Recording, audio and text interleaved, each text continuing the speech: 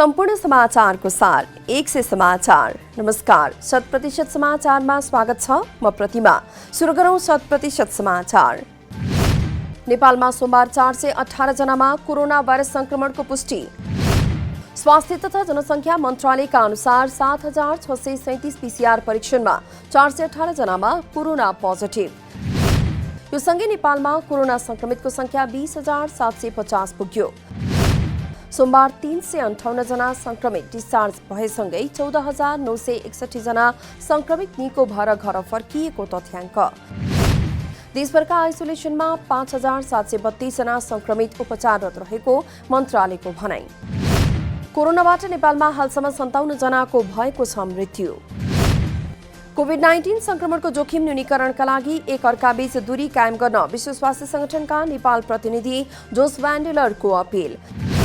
सरकारले लकडाउन हटाइसकेपछि पछाडि मानिसहरूले आफ्नो व्यवहारमा परिवर्तन नगरेका कारण संक्रमण बढ्दै गएको उल्लेख। संक्रमण कम गर्नका लागि एक अर्काबीच दूरी कायम गर्नु सबैभन्दा महत्त्वपूर्ण रहेको जानकारी। कम्तीमा 1 मिटरको दूरी कायम गरेर क्रियाकलाप गर्न ध्यान दिन पनि आग्रह। नेपालस्थित जापानी दूतावास अगाडि जापान जान नो अब्जेक्सन लेटर लिनेहरूको भिड। विदामा नेपाल आएका तर कोरोनाका कारण रोकिएका नागरिकहरू पुनः जापान जानका लागि नो अब्जेक्सन लेटर लिँदै। कोरोनाका कारण सम्पूर्ण उडानहरू बन्द भएसँगै विदामा नेपाल आएकाहरू रोकिएका थिए। जापान सरकारले अगस्त 5बाट नेपालीहरूलाई प्रवेश खुल्ला गरेपछि नो अब्जेक्सन लेटर लिन दूतावासमा सेवाग्राहीको लागेको छ घुइँचो। दूतावासले नो अब्जेक्सन लेटर दिएपछि जापान उड्नुभन्दा 72 घण्टा अगाडि कोरोना रिपोर्ट नेगेटिभ आएको हुनुपर्ने। सोमबार देशभर जनै पूर्णिमा तथा ऋषि तर्पणी पर्व मनाइयो। कोरोना महामारीका कारण पशुपतिनाथ, कुम्भेश्वर लगायतका मठ मन्दिर र शिवालय प्रवेशमा रोक लगाइएपछि भने जनै पूर्णिमा पर्व प्रभावित। कोरोना भाइरसका कारण मठ मन्दिर तथा तीर्थमा दर्शनार्थीहरूको संख्या न्यून। प्रत्येक वर्ष जनै पूर्णिमाका दिन ललितपुरको कुम्भेश्वर मन्दिरमा भव्य मेला लाग्ने गरेको भए पनि कोरोनाका कारण दर्शनार्थीको सहभागिता निकै कम। महामारीका कारण मन्दिर प्रवेशमा रोक लगाइएकाले बाहिरबाटै दर्शन गरेर फर्कने दर्शनार्थीहरू बाध्य।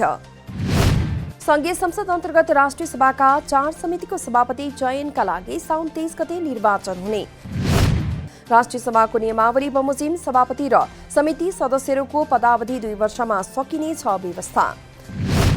संसद सचिवालयद्वारा साउन 23 गते सम्बन्धित समितिहरूमा निर्वाचन हुने गरी निर्वाचन कार्यतालिका गरेको छ प्रकाशित।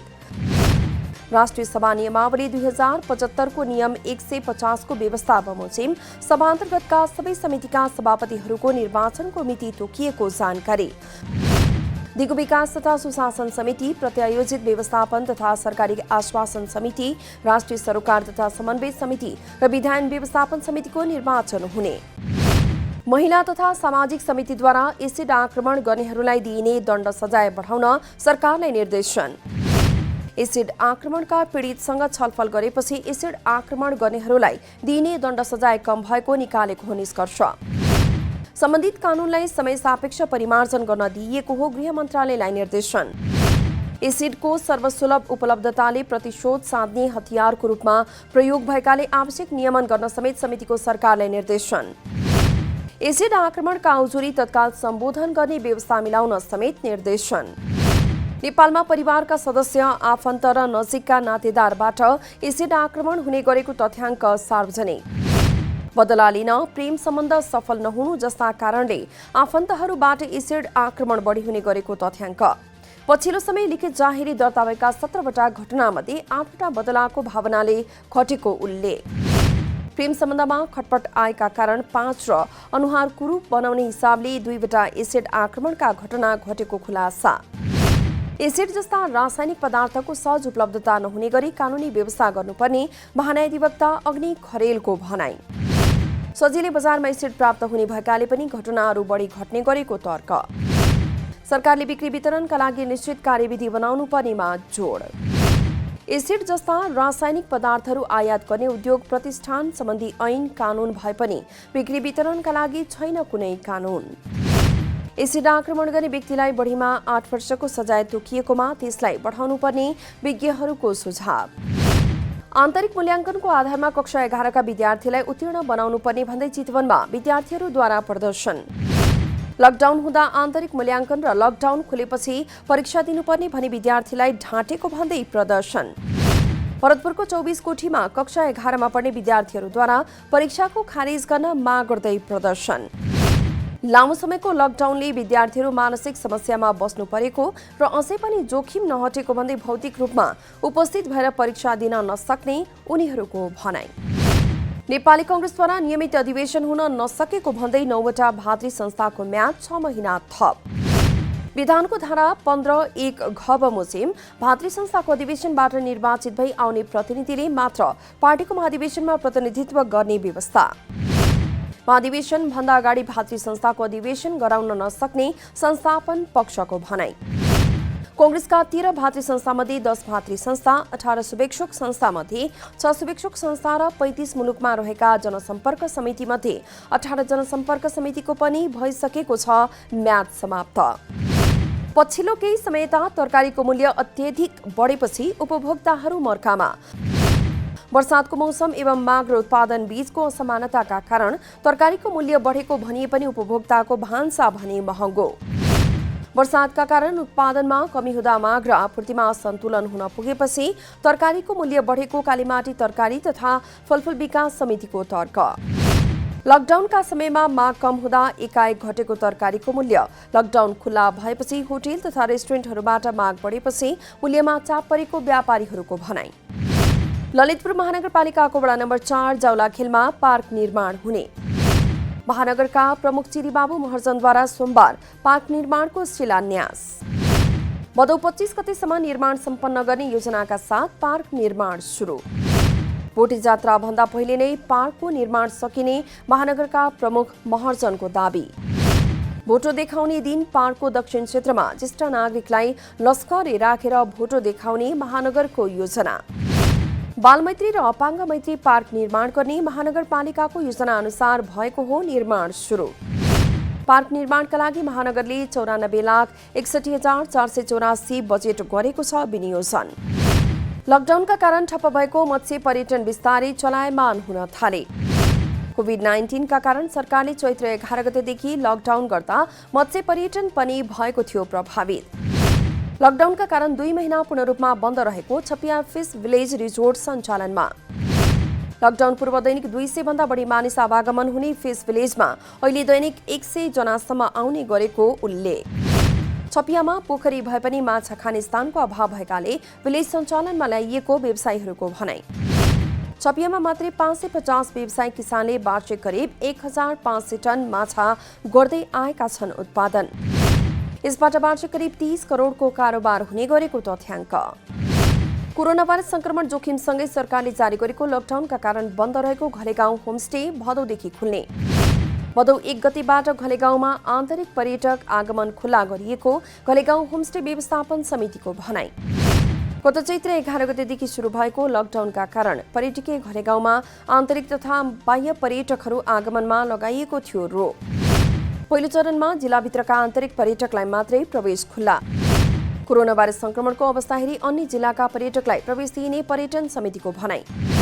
सार्क नमुना गाउँको रूपमा विश्वभर चर्चा पाएको लमजुङको पर्यटकीय घलेगाउँमा हाल स्मार्ट विलेजको अवधारणासहित बढेको छ अघि। पर्यटकीय शहरको परिचय पाएको सुनसरीको धरानका जल पर्यटन व्यवसायीहरूले लकडाउनकै बीच नयाँ गन्तव्य पहिल्याउन थाले। सर्दु र सेउती खोलामा वर्षाका 3 महिना कायाकिङको गरिएको छ सफल परीक्षण। धरान बेस रहेर सुनकोशी, तमुर र सप्तकोशी नदीमा हिउँदको सिजनमा हुने जलयात्रा वर्षामा हुन्छ बन्द। साहसी खेलाडीहरूको संस्था एक्सट्रिम धरान र सेतु एडभेन्चर प्रणालीद्वारा वर्षामा आउने बाढीमा सर्दु र सेउतीमा कायाकिङको परीक्षण। वर्षामा खेर गइरहेको पानीलाई सदुपयोग गर्दै पर्यटकहरूलाई आकर्षित गर्न सकिने सम्भावनाको खोजी भइरहेको पर्यटन व्यवसायीहरूको भनाइ। मास्क नलगाई सार्वजनिक स्थानमा हिँडडुल गर्नेलाई चितवन ट्राफिक प्रहरीद्वारा जरिवाना लिन सुरु। बढी भीडभाड हुने क्षेत्रमा ट्राफिक प्रहरीले चेक जाँच बढाउँदै मास्क नलगाई हिँडडुल गर्नेलाई थालेको हो कारबाही। कोरोना संक्रमणको जोखिम बढिरहेको समयमा लापरवाही गरी बाहिर हिँडडुल गर्न थालेपछि जरिवाना सहित कारबाही सुरु। मास्क नलगाउनेलाई संक्रामक रोग नियन्त्रण ऐन 2020 बमोजिम भेटिएकै स्थानमा तत्काल जरिवाना तिराउन सुरु। राजस्व अनुसन्धान कार्यालय कोहलपुर बाँकेद्वारा आर्थिक वर्ष 2076-77 मा 171 मुद्दामध्ये 33 मुद्दा बाहेक सबै फर्च्योर। राजस्व छली र चोरी पैठारी बापत 19 करोड 23 लाख राजस्व उठ्यो। 56 जना करदाताबाट 14,50,000 बराबरको VCTS को जरिवाना। लकडाउनको अवधिमा 32 करदातालाई VCTS को कारबाही गरिएको तथ्याङ्क। 8वटा चोरी पैठारीका करदातालाई कारबाही प्रक्रिया अगाडि बढाइएको कार्यालयको दाबी। आर्थिक वर्षमा राजस्व अनुसन्धान कार्यालयद्वारा 35वटा सवारीहरू लिलाम भइरहेको उल्लेख। सिन्धुपाल्चोक मेलम्ची नगरपालिका वडा नम्बर 11 मा पहिरोमा परेर बेपत्ता भएका 8 जनाकै शव फेला पर्यो। घाइते 45 वर्षीय बारू शाहको उद्धार गरी मेलम्ची प्राथमिक स्वास्थ्य केन्द्रमा उपचारपछि थप उपचारका लागि काठमाडौँ पठाइएको वडाध्यक्षको भनाई। लगातारको वर्षासँगै राति पहिरो खसेपछि पुरिएका हुन् 9 जना। मेलम्ची बजार पिपलबोट नजिक माटोको ढिस्को र रुखले कामदार सुतेको घर पुरिँदा उनीहरूको भएको हो मृत्यु। पहिरोमा पुरिएर घाइते भएका बारू शाह र मृत्यु भएका राजेन्द्र चौरसिया भारतका नागरिक। नेपाल राष्ट्र ब्याङ्कले 10 करोड रुपैयाँको ट्रेजरी बिल जारी गर्ने। 91 दिनका लागि ट्रेजरी बिल जारी गर्न लागि राष्ट्र ब्याङ्कको भनाई। ट्रेजरी 2077 साल कार्तिक 18 गते परिपक्व हुने। भारतमा कोरोना भाइरसको संक्रमितको संख्या 18 लाख नाघ्यो। गत 24 घण्टामा भारतका 52,972 जनामा कोरोना पोजिटिभ देखिएपछि कुल संक्रमितको संख्या 18,03,696 पुगेको तथ्याङ्क। मृतकको संख्या 38,135 पुग्यो। संक्रमित मध्ये 11,86,000 बढी व्यक्ति निको भएर घर फर्किए। क्यामरूनको सुदूरोत्तरी क्षेत्रमा बोको हराम विद्रोही समूहले गरेको आक्रमणका क्रममा कम्तीमा 18 जना सर्वसाधारण मारिए। आक्रमणमा परि लिदु साहेल भन्ने क्षेत्रमा नागरिकको ज्यान गयो। हमलामा परि घाइते भएका 11 जना सर्वसाधारणको अवस्था गम्भीर रहेको स्थानीय सञ्चार माध्यममा उल्लेख। 100% समाचार अहिलेलाई यति नै। जनताद्वारा जनताका लागि प्रसारित जनता टेलिभिजनका कार्यक्रमहरू युट्युब, ट्विटर, फेसबुक र हाम्रो वेबसाइट जनतासमाचार.com मा पनि पढ्न र हेर्न सक्नुहुनेछ। सूचनामा तपाईको सहभागिता, समयमा समाचार, हाम्रो प्रतिबद्धता। नमस्कार।